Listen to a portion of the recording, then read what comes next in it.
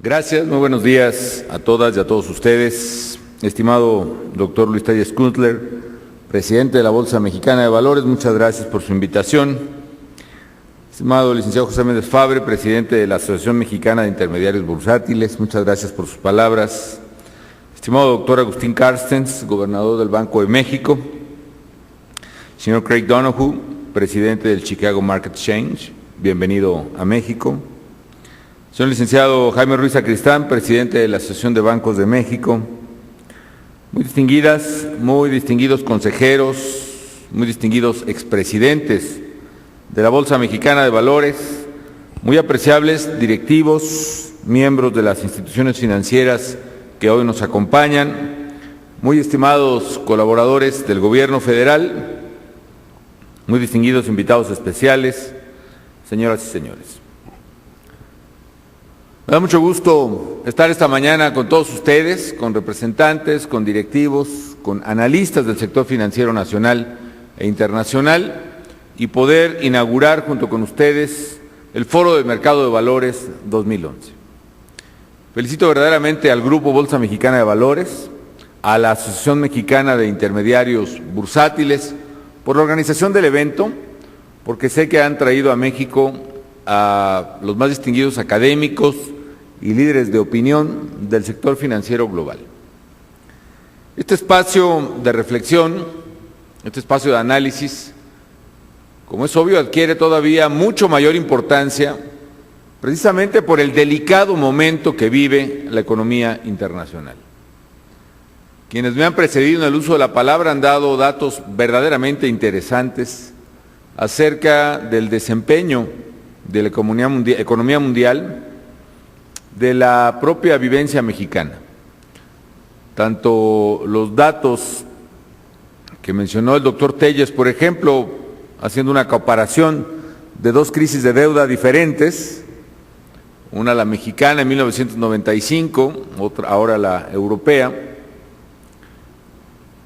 Es curioso cómo, si uno recuerda, en los 80s, los países indisciplinados, con déficit altos y verdadera falta de capacidad de pago y con graves problemas de deuda, pues éramos nosotros, ¿no?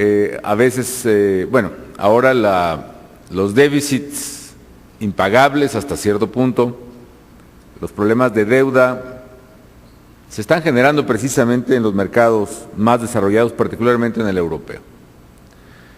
Y también la comparación que hizo el doctor Agustín Carstens del promedio de vencimiento de la deuda denominada en pesos de México y la deuda denominada en dólares de Estados Unidos es bastante ilustrativo.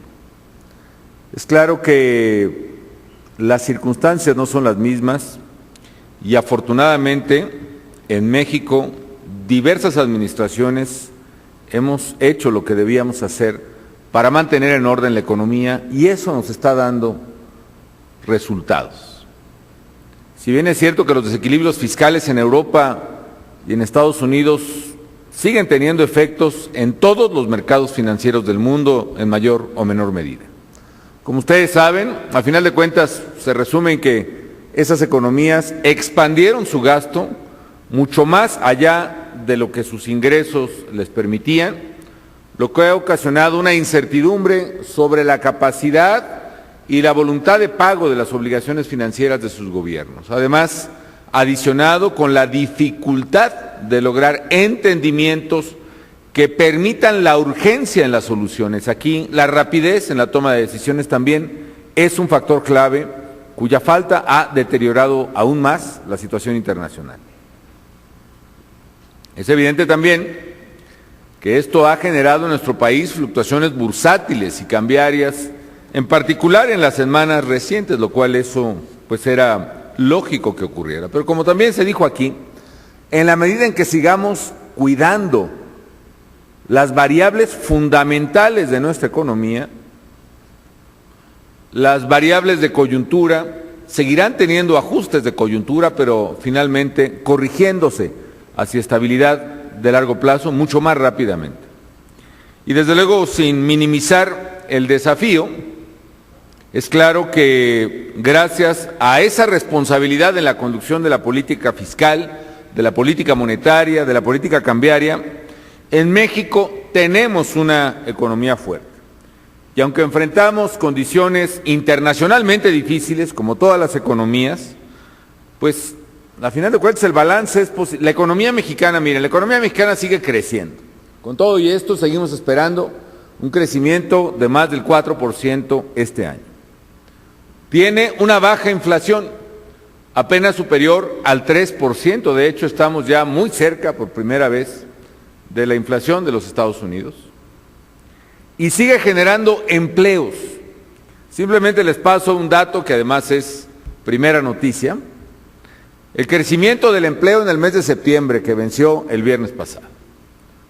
Se crearon en el mercado formal, es decir, registrados y pagados en el Seguro Social, empleos netos, ya descontadas las bajas y las renuncias, más de 111,000 nuevos empleos en septiembre, que es la cifra más alta desde 1999 para un mes de septiembre. Y eso hace que en lo que va del año, entre enero y septiembre, se hayan generado ya más de 600,000 nuevos empleos netos en 2011. Todo eso, desde luego, es resultado de la disciplina y de las políticas públicas que tienen que implementarse como conditio sine qua non una economía debe enfrentar no solo la adversidad, sino cualquier circunstancia. Lo que hemos hecho en ese sentido es trabajar en varios frentes. Primero, en el fortalecimiento de los ingresos públicos. La base de recaudación se ha aumentado notablemente en el país y hemos alcanzado en esta administración máximos históricos en la recaudación o en los ingresos distintos a la recaudación petrolera. Esto nos brinda los recursos necesarios no solo para asegurar el pago de todas las obligaciones del gobierno, sino también para impulsar programas públicos que contribuyan al crecimiento económico, sin dejar de notar que es importante seguir aumentando los recursos tributarios, la captación tributaria del país, hasta alcanzar el promedio de economías equivalentes a nuestro México. Segundo, hemos sostenido una política fiscal responsable. Tenemos un déficit fiscal, presenté una propuesta al Congreso de la Unión de un déficit fiscal de 0.2%. Y aún considerando todas las obligaciones del gobierno, incluyendo el gasto ejercido en la inversión de Pemex, tendríamos un déficit fiscal máximo de 2.3% del PIB, que es un nivel muy bajo comparado con el promedio de la OCDE, que es de 6.7% del PIB en promedio. Y México, en los momentos en que hubo que enfrentar y poner políticas contracíclicas en la economía, lo hicimos. Y en el momento que tuvimos que ajustar, también lo hicimos a pesar de los enormes costos políticos que tuvimos que enfrentar. El aumentar impuestos, por ejemplo, el liquidar empresas públicas como Luz y Fuerza del Centro, el poder ineficientes, el ajustar precios y tarifas del sector público, todo eso se hizo a pesar de la adversidad política que implicó para el gobierno y permitió mantener las finanzas públicas en orden. De nuestro nivel de deuda pública, podemos decir que se ubica para este año en 32.2% del PIB, mucho menor también al promedio de la OCDE, que es de 62.6% del PIB. Tercero, la reducción de los riesgos del refinanciamiento de la deuda pública. Por ejemplo, ya hemos prefinanciado todos los vencimientos. Todos los vencimientos de deuda externa de México están financiados para todo el resto de 2011 y para todo el año 2012. Así, mientras que para solventar sus deudas hoy muchas naciones desarrolladas están teniendo que hacer ajustes dolorosísimos que están pagando sus habitantes, la reducción de las pensiones de los jubilados, la eliminación de las becas escolares, la reducción a la mitad de los sueldos públicos. México tiene no solo una deuda bajo control, sino además una deuda totalmente financiada ya en el corto plazo. Cuarto, el fortalecimiento del sistema financiero. El nivel de capitalización de la banca mexicana sigue siendo una gran fortaleza de nuestra economía. Y a diferencia de las crisis o de otras crisis que tuvimos en México en el pasado, concretamente la de 94-95, a diferencia de crisis que se están viendo en otros países en este momento en el mundo, la banca en México no es parte del problema, sino parte de la solución. Y no se han tenido que colocar recursos públicos para capitalizar o salvar a instituciones bancarias mexicanas en esta situación.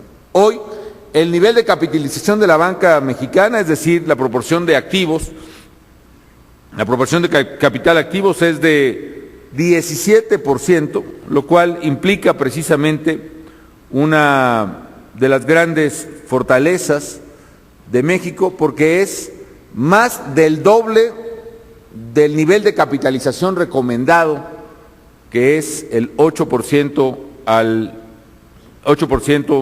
de capital, el estándar de Basilea. Quinto, la adopción de medidas preventivas. No solo tenemos el nivel de reservas internacionales más alto en la historia del país, 136,000 millones de dólares, con lo cual sería posible, por ejemplo, liquidar 2 veces el total de la deuda pública del gobierno federal, sino también que a estos 136,000 millones de dólares se suma la línea que obtuvimos, la línea de crédito flexible que tenemos con el Fondo Monetario Internacional por 72,000 millones de dólares más. Y además, México fue uno de los primeros países en que estableció el Consejo de Estabilidad del Sistema Financiero. En su último informe, por ejemplo, este Consejo de Estabilidad señala que México cuenta con la capacidad para hacer frente a los escenarios más adversos que pudieran derivar del entorno global. Por ejemplo, en los escenarios extremos que se modelan por el Consejo, está tanto los escenarios de deuda agravados que podemos ver en el entorno internacional, en Europa, la propia crisis presupuestaria en Estados Unidos, el riesgo de una eventual recesión, todo eso está modelado. Y las diversas resultantes arrojan la viabilidad de México para hacer frente a esos escenarios extremos. El informe del Consejo de Estabilidad Económica, por cierto, se puede consultar por cualquier persona, y también es muy interesante revisar esos escenarios extremos. ¿Qué pasaría, por ejemplo, con una exacerbación del problema de deuda en Europa? ¿Cuál sería la repercusión respecto de las instituciones financieras? ¿Cuáles de ellas tendrían una implicación, por ejemplo, para México? Y tanto el nivel de capitalización que tenemos como la regulación que tenemos de las instituciones bancarias, por ejemplo, permitirían a nuestro país responder y solventar perfectamente esa situación extrema. Todas estas acciones, amigas y amigos, son resultado de un esfuerzo, y de un esfuerzo conjunto de sectores público y privado, y nos muestran también que, sumando voluntades, sí es posible superar los desafíos que nos plantea el entorno internacional. Como ha dicho el doctor Luis Telles, en México las cosas se están haciendo bien, y esto lo están reconociendo los mercados internacionales.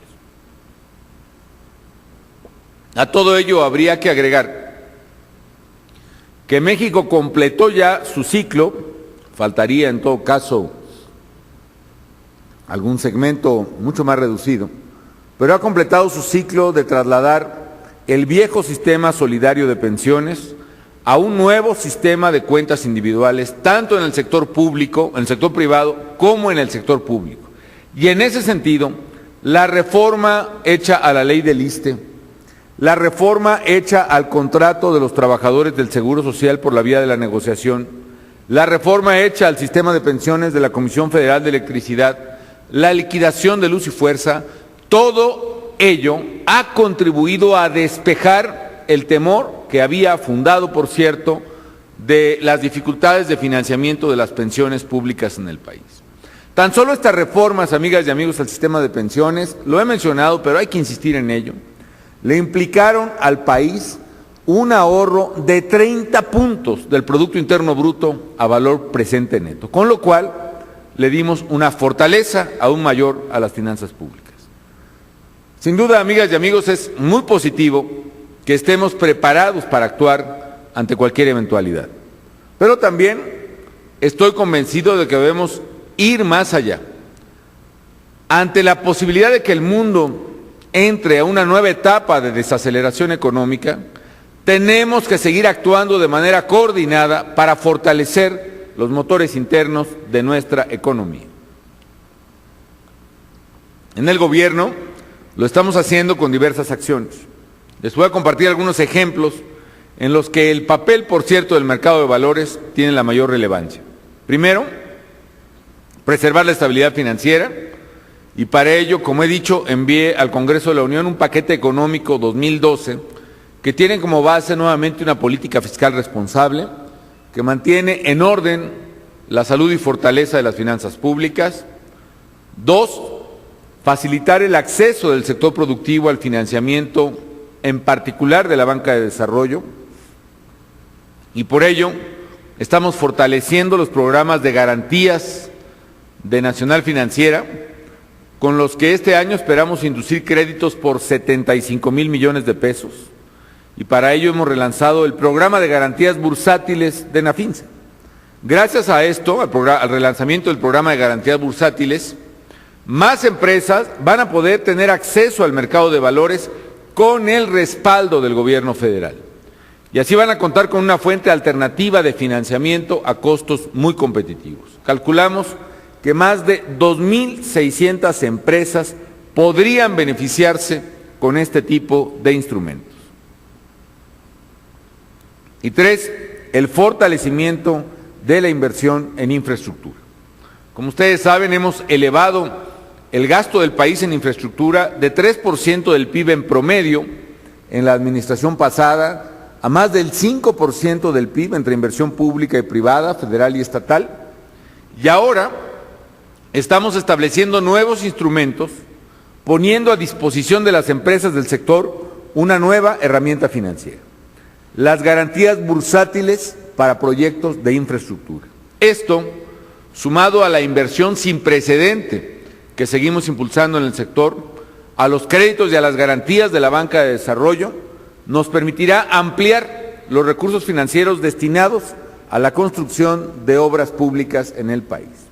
Creo que además esta es la vía más adecuada, una vía idónea para empatar la necesidad de financiar obligaciones de muy largo plazo, como son las afores, las pensiones, que se tendrán que pagar cuando la persona se jubile, con las necesidades también de infraestructura de largo plazo, con los activos de infraestructura que se redimen en el largo plazo.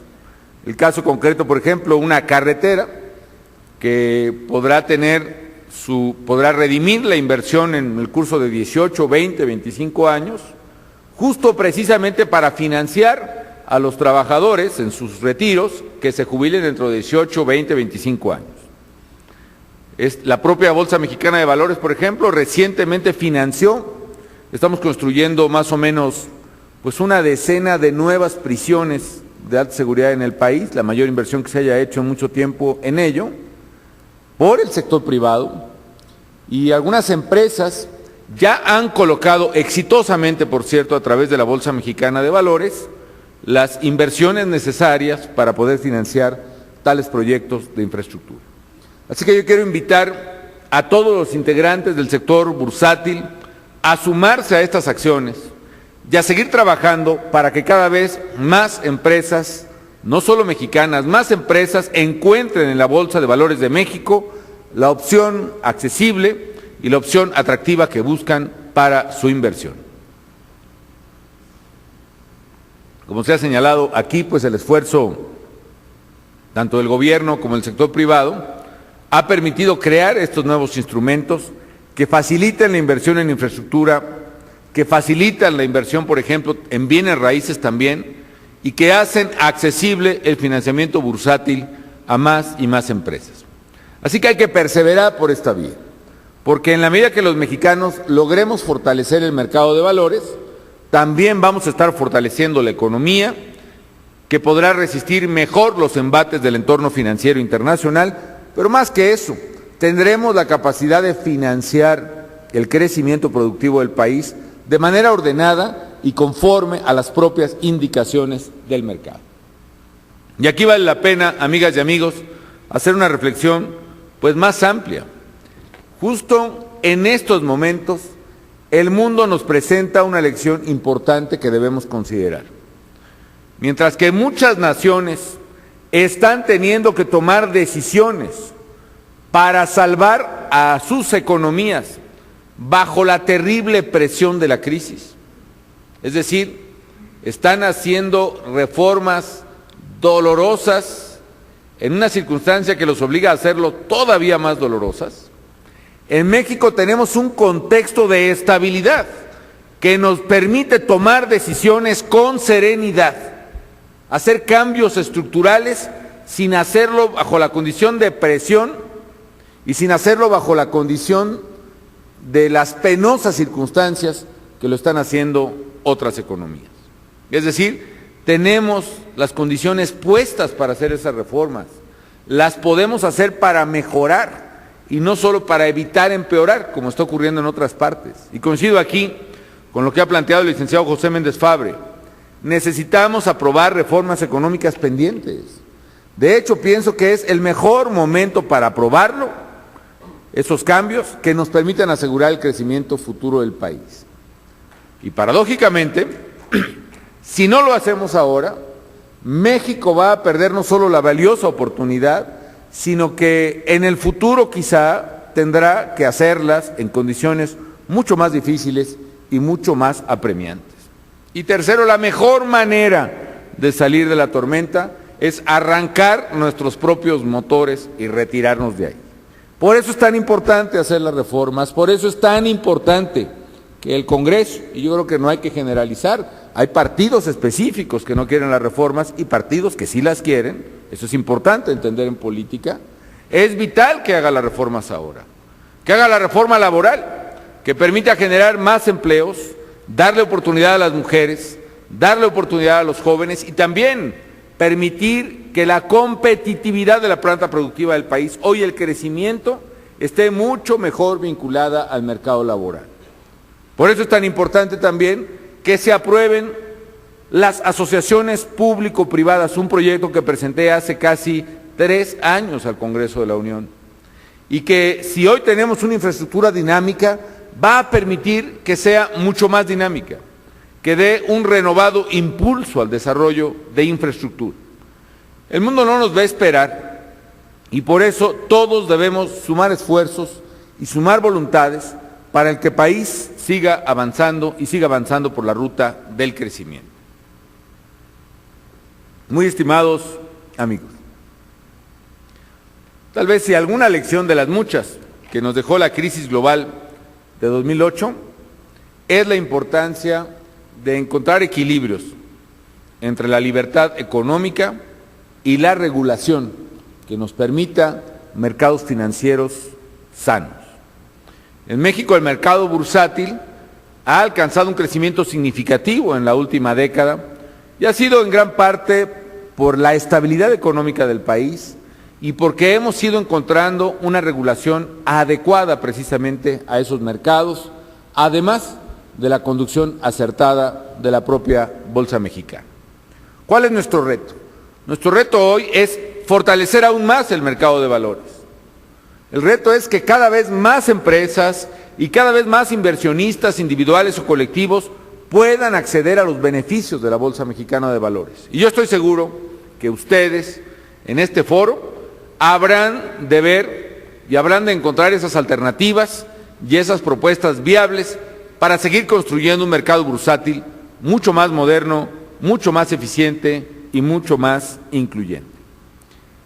Y quiero finalmente decirles que estaré atento a las conclusiones y recomendaciones que surjan de este foro del mercado de valores para fortalecer al mercado financiero y si me lo permiten, quiero pedirles que me acompañen para hacer la declaratoria formal de inauguración. Hoy, siendo las 10:10 del 3 de octubre de 2011, declaro formalmente inaugurados los trabajos del Foro del Mercado de Valores 2011, deseándoles el mayor de los éxitos. Enhorabuena, muchas gracias.